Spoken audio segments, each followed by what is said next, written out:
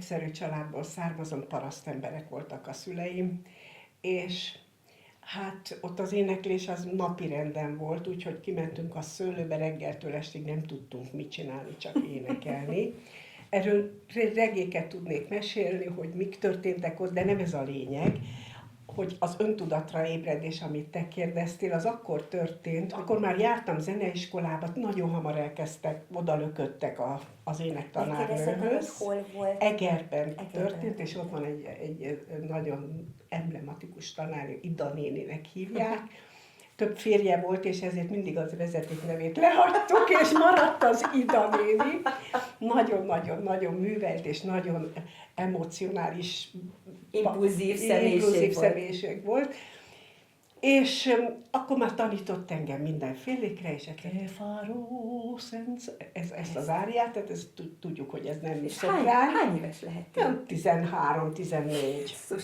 És hát én abszolút végig énekeltem a mutálást, úgyhogy az én hangomon a mutálás abszolút nem hallatszódott. Tehát én ezt végig énekeltem, egyébként az orosz iskola is. És akkor is a szopránlágéből inkább a fősőbb, magasabb hangosztály volt, vagy egy ilyen közép regisztert használtam én általában, csak mikor fölmásztam a cseresznyefára, és azt akartam, hogy a túlsó dombon is hallják az énekemet, akkor egy kicsit magasabbra mentem. Tehát tulajdonképpen a projektálást azt te élőben kipróbáltad. Élőben mindent kipróbáltam. Na, ez nagyon érdekes, és akkor összejött a család, valami ünnepség, és már minden magyar népdalt elénekeltünk, és mondták, hogy énekelj már valami olyasmit, amit a zeneiskolában tanultál. És akkor elkezdtem el énekelni ezt az Orpheus áriát, és ott mindenki elkezdett sírni. És akkor utána még előadtam is, hogy és tudjátok, lement az alvilágba, és meghalt Euridikét föl, és ezt úgy előadtam, és akkor mindenki sírt. Az apám, a nagyapám, a nagynénim, és akkor úgy elgondolkoztam, hogy ne bőgessél már meg engem! Akkor úgy éreztem, hogy itt van olyan plusz is bennem, hogy nem csak szép hangom van, hanem hogy hatok emberekre. Na akkor a tanárnő, az Ida néni, aki fantasztikus egy tanárnő volt, akkor ő mindenféle feladat, a szívbelt énekeltette velem színpadon. Tehát egy ilyen... Voltak koncerteitek is? Igen, zeneiskolai koncertek, és a gimnáziumban én már sztár voltam. Ennyire fiatalon. Tehát annyira fiatal, hogy a gimnáziumban engem matematikából mindig kettessel átengedtek, mert elénekeltem mindent. Tehát ott már nekem egy kifejlett női hangom volt. Csodálatos koncerteket megcsináltuk a Ibsen Szolvegydala. Tehát azt rendszeresen énekeltük a Vár bástyán, kiénekeltem hosszú hajjal. Mai napig emlékeznek, hogy olyan voltam, mint egy Lorelai. Igen, szép. Tehát végig énekeltem a 4 évet, és akkor azt mondta nekem az Ida néni, meg az édesanyámnak, hogy hát ezt találd azért el kellene, mert ebben benne van az énekes, ez megszületett, benne van. Okay. Tehát ez az előadó művészetet igazán nem lehet tanítani, te is jól tudod, Klári. Az vagy benne van a nőbe, a férfiba, vagy az énekesbe, vagy nincs. Vagy pedig kiáll és elénekel minden, de nincs benne az a plusz, amitől művész valaki. Na és akkor azt mondta az édesanyám, hát tudva nem csinálok belőle kurvát. Tehát annyira rossz attitűdje volt ennek a énekesnői szakmának, hogy az anyukám, aki mélyen hívő, ebben az egész család mélyen hívő családba születtem, tehát nem akarták, hogy én egy ilyen... Ugra-bugra, magadat mutogató ember. Na, de annyit járt az édesanyámhoz, és akkor bekerültem Miskolcra, mert azért zenei alapokat valamit kellett volna tanulni, és akkor 2 évig ott jártam Pekker Zsuzsa nevezetű nagyszerű énektanárnőhöz, akit inkább leutánoztam, mint tudatos dolgokra tanított, mert csodálatosan énekelt, és azonnal fölvettek a Zeneakadémiára. Én mindig azt mondom, hogy az én életem, ahogy mindenki ugye a szüleinek köszönheti, hogy milyen gyökereket hoz otthonról, a mi életünk, az édesapám építészmérnök volt, aki végigutazta egész Magyarországot, és végül is a gyerekkoromat Nyíregyházán nőttem föl, és ők rettentően szerették a zenét, a művészetet, és amikor mi bent tanultunk a kisebbik szobában, akkor ők sokszor a külső, úgymond hideg szobában hallgattak zenét, és van néha mondom, hogy nem is van rossz, ez főleg apukám Verdit szeretett, Verdi és Wagner volt a két V betűs, V és W, és nagyon aranyos volt, hogy néha megkérdeztem, hogy ez mi, vagy ez mi, és akkor mindig mondta, hogy a nevet, és emlékszem rá, hogy akkor még ezek a merevlemezek voltak, és amikor elmentünk egyszer lemezt vásárolni, és az üzletben ő rákérdezett arra, hogy szeretné, hogy most már ne csak Verdi Wagner legyen, hogy valami Puccinit, és akkor látja azt, hogy rá van írva valami kalapária. És mondom neki, hogy kalapária, hát a kalaf az nem jelentett akkor senkinek semmit, úgyhogy a kalapária helyett kalapária. Azt mondta az apa, hát úgy látszik, hogy azt hitték, hogy van kabátária, hát akkor lehet kalapária is. Úgyhogy ez volt az első gyerek, és akkor sok mindent sokszor mesélt, én nagy élvezettel hallgattam, de eszembe nem jutott, hogy én énekes legyek. És bocsáss meg, csak hogy megkérdezem, hogy akkoriban az iskolában az énektanítás vagy zenetanítás az abszolút az életetek része volt? Tehát hangszert is tanultatok? Nekem az volt a szerencsém, hogy én fiatalon elkezdtem táncolni, hogy egy kicsit mozogni, meg az egyensúlyomat, mert nekem a szememmel van problémám, én a bal szememmel vak vagyok, amit nagyon sokáig ugye annak idején titkoltam, nehogy esetleg ez egy handicap legyen. És én akkor az anyók vettek egy zongorát, elkezdtek tanítani, Bartók, Mikrokozmosz, mindenet halálra untam magam, és azt mondtam, hogy ez nem, és akkor volt egy néni, akihez el lehetett menni, és a pancsoló kisfiútól kezdve mindent zongoráztatott velem, és akkor azt szerettem, és akkor csináltam. De hogy a zenei vonalra kerüljek, az soha nem volt egy elképzelés. A táncolás viszont azért kellett abba hagyni, mert volt egy kisebb balesetem, ott estem egyszer, és kificamítottam a lábamat, és akkor haza kellett menni, és otthon kellett lenni. Akkor én is föltettem azokat a lemezeket, amiket az anyóék hallgattak, és akkor elkezdtem velük énekelni. És a szomszédok mondták, hogy hát egész nap a gyerek rádiót hallgat, tehát, és akkor jöttek rá, hogy ez nem a rádió, hanem az én vagyok. Jézus. És akkor mondták az anyónak, hogy jöjjön már egyszer korábban haza, és akkor az anyu mondta, de hogy hát a Bogárnak hívott, Bogárnak nincs hangja. És akkor egyszer véletlenül mégiscsak hazajöttek, és aztán így került abba, hogy a táncolásból egy baleset folytán végül is elvitt az anya 17 éves koromban Nyíregyházan a zeneiskolába, és akkor felvételiztem, és fölvettek, és akkor onnan indult. Tehát tulajdonképpen egy véletlen, nagyon sok embernek sokszor a véletlenen is oda kell figyelni. És hogy a nővérem viszont énekelte otthon többet, de én mindig karikíroztam őt, mert ugye nekem vékony hangja volt, és ugye nekem az túl magas volt, és én mindig lejjebb, úgyhogy néha mérges is volt rám, de neki nem volt olyan esetleg kitartása, vagy olyan tehetsége, mint nekem, és aztán azért lett belőlem énekes. És amikor a sérülés miatt föl kellett adni a táncos ambícióidat, akkor éreztél valami olyasmit, hogy szeretnél magadnak valami olyan dolgot, amivel szenvedélyesen tudnál foglalkozni, vagy ez csak egy teljesen véletlen rátalálás volt ez az éneklés? Hát tulajdonképpen egy véletlen volt, mert úgy igazából nem is akartam táncosra nem lehetett volna belőlem, mert mondjuk most is látszik, hogy nem voltam olyan alkat, aki túl erős voltam, én is egy tánc tanárnő szerettem volna lenni. Mert amikor elkezdtem táncolni, akkor volt egy nyíregyházi iskola, amit Debrecenből jött mindig egy tanárnő tanítani bennünket, nagyon szerettük, a Maras Lili nénit, és én nagyon szerettem volna ugyanúgy szintén a gyerekekkel foglalkozni, és nagyon jól tudtam koreográfálni.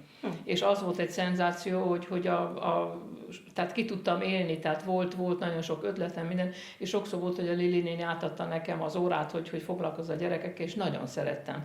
Tehát amikor aztán kiderült, hogy ugye szegény táncosok, ugye effektív az igazi balettáncosok, és csodálatos, hogy miket tudnak, de nagyon rövid az életük, akkor örültem annak, hogy esetleg tényleg, ha operaénekesnő leszek, vagy énekesnő leszek, akkor esetleg hosszabb karrierem lehetséges.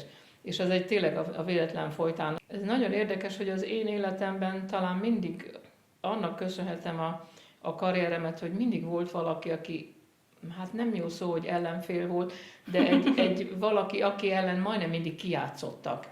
És ez hogy mindig őt nyomták, őt preferálták. Na most én soha nem másban keresem a hibát, hanem mindig magamban. Lehet, hogy azért, mert egy kicsit olyan visszahúzódós voltam, és nem tudtam olyan úgy udvarolni, vagy valami, de valahol érdekes módon ott is Nyíregyházán az a tanárnőm elém nyomta a másik énekes kislányt, és azt mondtam, hogy na, azért is megmutatom. És ez volt az, hogy például bekerültem a Kivitudra, és akkor már egy évi énektanulás után csak, és akkor a Kincses Veronika énekelt, most voltunk éppen egy ilyen lány összejövetelen, milyen jó osztály voltunk, igen, a tévében, és a Veronika akkor énekelt Urantotot, nekem nem engedett énekelni azt, amit én szerettem volna, mert tudtam azt, hogy valami olyan nagyot kell mutatni, vagy énekelni olyan nagy számot, mert egy kis Azucena ária, azzal nem lehet akkorát mutatni mondjuk egy ebolival, vagy na mindegy, szóval a lényeg az, hogy annak örültem, hogy egyáltalán bekerültem a döntőbe, második lettem a Veronika után, és onnan tulajdonképpen, ha lehet mondani, akkor felvételivel, de simán bekerültünk a Zeneakadémiára. Tehát tulajdonképpen odáig, a véletlenből, aztán utána kezdődött el a kemény tanulás. Akkor menjünk egészen az elejére. Igen. Az én zenei indítatásom, amikor elkezdtem hegedülni 7 éves koromban, és hát rögtön felvet egy nagyon érdekes kérdést, hogy mennyire van esélyegyenlőség, ugyebár egy vidéki. Én egy kis faluban nőttem fel, Vanyarcon, 1200 lelkes kis falu, ahol lelkész volt az én édesapám, és onnan kellett bejárnom hegedű órára, ugye, Balassagyarmatra és Aszódra. 8 éves koromban, 9 éves koromban. Tehát hol van ez, hogy egy vidéki gyerek, ugye? A lelkész családban persze gondolom, hogy teljesen természetes volt, hogy az istentiszteleten énekeltetek, de hogy merült föl egyáltalán az, hogy vanyarci kislány létedre hegedülni tanuljál? Hát először is ugye itt nagyon igazad van, tehát az ott kezdődik, hogy ülök anyukám mellett az orgonapadon, mert ő volt az orgonista. Ja. És akkor ugye hát ha leragadt valamelyik billentyű vagy mindent, tehát nekünk rengeteg dolgunk volt, mert ugye hát egy régi falusi orgona, hát ott azért mi a serteket éltünk körülötte, és hát persze ez onnan ered. Aztán egyéb okokból mi Szarvason nevelkedtünk a nagyszüleinknél, és én ott kezdtem igazán hegedülni. Érdekes volt, mert a 2 nővérem, ugye 3 vagyunk testvérek, ők zongorázni tanultak, és én pedig nem tudom. Ez csak azért is bennem volt azért sokszor. Én voltam a legkisebb, és akkor én más. azért is hegedülni tanultam. És sokszor, amikor tanítok, akkor gondolok erre, hogy talán jobb lett volna, ha zongorázni tanulok. Ha valaha hallottál nógrádi lányokat énekelni, akkor ez benned nem kérdés, érted? Mert valami elképesztően az összes energiájukkal, szívükkel, sejtjeikkel, mindennel énekelnek és beszélnek. És ez a te fiatalkorodban ez napi szintű gyakorlat volt? Abszolút. Akkor. Hát az én anyukám konyhájába jöttek, ugye mindent elmesélni, hogy mi történt otthon, stb. És ha bementél a templomba, hát azt ne tudd meg, hogy ott milyen szinten volt nekik ez fontos, hogy éneklés. Tehát ez valahol ott szívódott belém. De mondom, a családomban mindenki zenélt. És nem volt a nagyszülők vagy a ugyanígy. szülők szintjén zenetadulás, csak ti lányok tanultatok? Nem tanult muzsikusok voltak. Anyukám, apukámtól tanulta meg, hogy az orgonán mit hogy, és aztán ő mindig gyakorolt Isten tisztelet előtt, hogy le tudja. És aztán ő kórust is vezetett, tehát ő mindent, azért a kottaolvasást, mindent, 3 gyerek mellett, ezt üzenem a mai ifjúságnak, megtanult az orgonálást, a kórusvezetést, és csinálta lelkiismeretesen. Szóval ez valahol von Haus, ez jött onnan, és az én cipszerőseimből, érted, hogy egyszerűen még egy, hogy ugye ez olyan kicsi falu volt, hogy itt se orvos, se patika, tehát az én szüleim voltak a falunak a értelmiségi központja tehát, hogy nekünk, mint gyerekeknek képviselnünk kellett egy értékrendet. Én nem csinálhattam akármit. Ugyebár? Tehát ők példaképek voltak, és én nem tehetek nekem. Ezért is jöhettél föl tulajdonképpen Budapestre tanulni?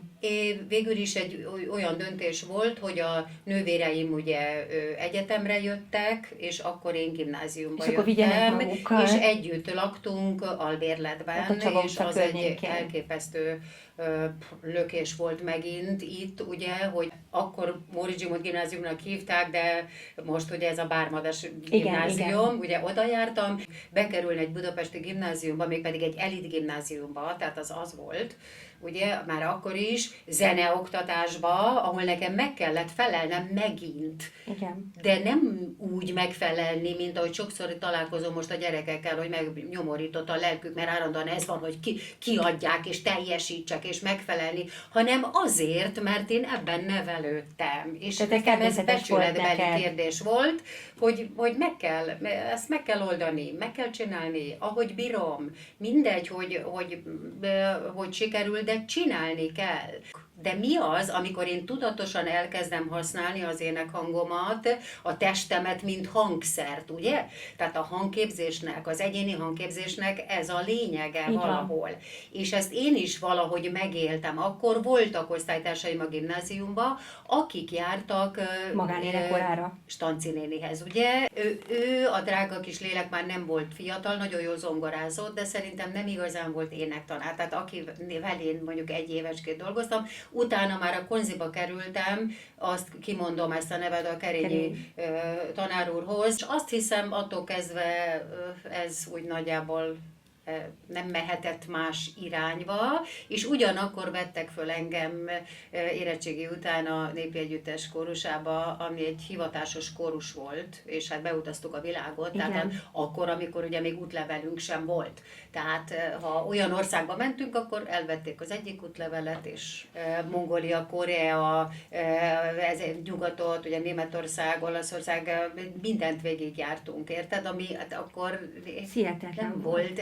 Tehát, hogy elképesztő hatások értek. És hát megrontott engem ez a világ, ugye? Tehát ez a csoda, ugye? Igen. Hogy hát ezt nem tudnak, hogy milyen, hogy a magyar népzenekincs, és a magyar öltözetkincs, és a magyar táncok, azok milyen csodálatosak, és milyen gazdagok. Te sokszor emlegeted ezt az addikciót, tehát a mérgezést, ugye? Igen. Ez aztán egy durva mérgezés volt, tehát hogy megkaptam ezeket az impulzusokat. Tehát nem tudtál visszatérni már a normális vagy egy alacsonyabb szintű.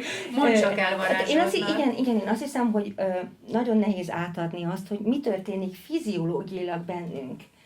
Mert én mindig hangsúlyozom, hogy soha nem fogyasztottam semmi tiltott szert, és az alkoholt nem bírom, tehát 2 pohár bortól forog a világ, de azt el tudom képzelni, hogy olyan lehet, hogyha egy ilyen erős belső hormonális impulzus éri az embert, akkor utána nem tud visszatérni, nem tud úgy tenni, mintha ez nem történt volna meg. Hát ez így van.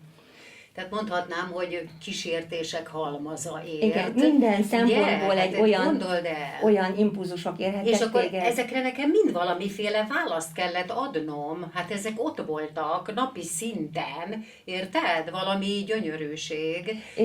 És ugye gondolom neked ugye a családi háttered miatt is nehéz volt, illetve az, hogy most ebből hova tovább? Hát a szüleim engem mindig nagyon támogattak. Igen, tehát ők ezt támogatták. Maga az evangélikus vallása, ennyit mondhatok, a legbefogadóbb és a legtoleránsabb, ez elfogultság nélkül mondhatom, ez tény. Egyetértek. Ez tény, tehát ők mindig támogattak, soha semmi tiltást nem kaptam, tehát otthon csak ez volt, érted, hogy keresd meg, hogy nem volt ilyen, hogy mit ugrabugrászol, édeslányom. Szó nem volt róla.